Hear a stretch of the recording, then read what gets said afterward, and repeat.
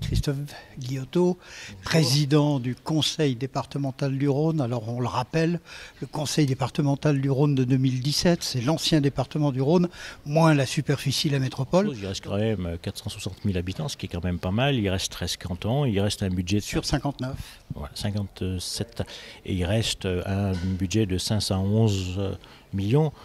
Pour les faibles en maths, c'est un demi-milliard.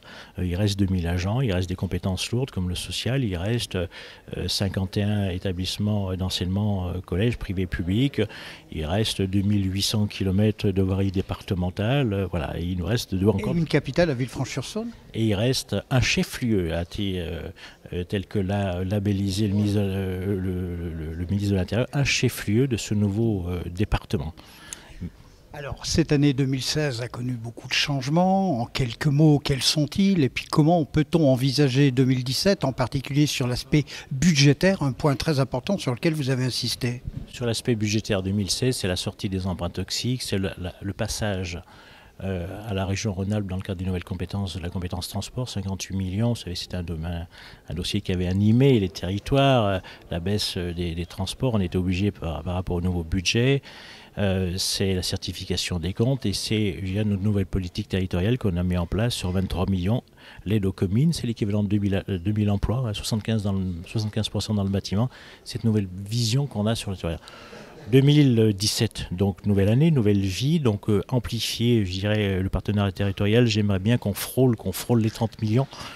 Et puis c'est le soutien à la culture qui n'avait pas été mis en place, c'est le soutien, je dirais, à la création d'une nouvelle bibliothèque départementale qui est actuellement encore sur la métropole, qui va aller sur le territoire du Rhône. C'est le soutien fort au musée de Saint-Romain-en-Galles, qui est le dernier gros patrimoine culturel du département, mais qui est un patrimoine mondialement connu, notamment dans les restaurations de mosaïques. Voilà, c'est une vraie présence sur les territoires. Et puis c'est le repositionnement de nos maisons du Rhône, avec un projet de 4 créations de nouvelles maisons du Rhône, une à Genasse, une dans Lausanne, une à Chaponneau et une à Villefranche-sur-Saône. Voilà. On vit bien encore dans le département avec les... Mais tout ça avec deux choses dont il faut que vos auditeurs aient conscience, c'est la baisse des dotations. On passe de 8,5 millions de baisse de dotation à 12,5 millions, c'est-à-dire qu'à peu près 1 million d'euros en moins par mois. Et puis avec une 33 000 euros par jour. À peu près.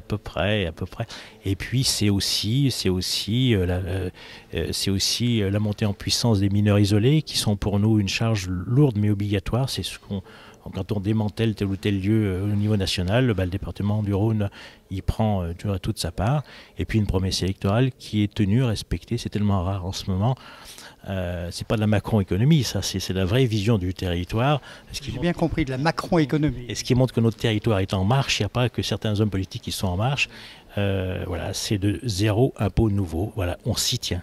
On ne fait pas comme ceux qui vont dire qu'ils vont le faire, mais qui ne l'ont pas fait quand ils étaient en place comme ministre des Finances. C'est donc, on a bien compris votre message, à demi politique ou pleinement politique. On a bien compris que malgré tout, depuis que vous êtes en place, 18 mois à peu près, le budget du département est maîtrisé et puis zéro impôt en plus. Ah ça, zéro impôt, ça c'est une promesse électorale et ça je veux qu'ils s'y tiennent sur les 5 ans. Voilà. Et puis c'est aussi des belles aventures, des constructions comme je dis, et puis une vision à nous, qu'on soit identifié comme tel. Quand on a passé métropole-département, on a quand même donné 2 milliards d'actifs à M. Gérard Collomb.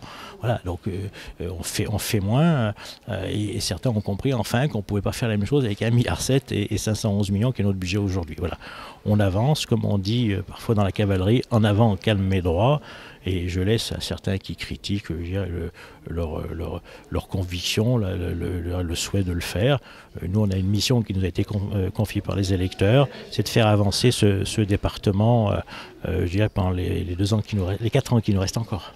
Christophe Guillotot, merci. Et puis un petit mot plaisant, vous n'êtes pas sans ignorer qu'il y a quelques jours, c'est un viticulteur du Beaujolais qui a obtenu le prix du meilleur gamay du monde. Ce qui montre que dans le département du Rhône, Gérard Collomb a raison de vouloir faire sa cité mondiale de la gastronomie. Parce qu'il ne peut pas y avoir de cité mondiale de la gastronomie sans bons produits.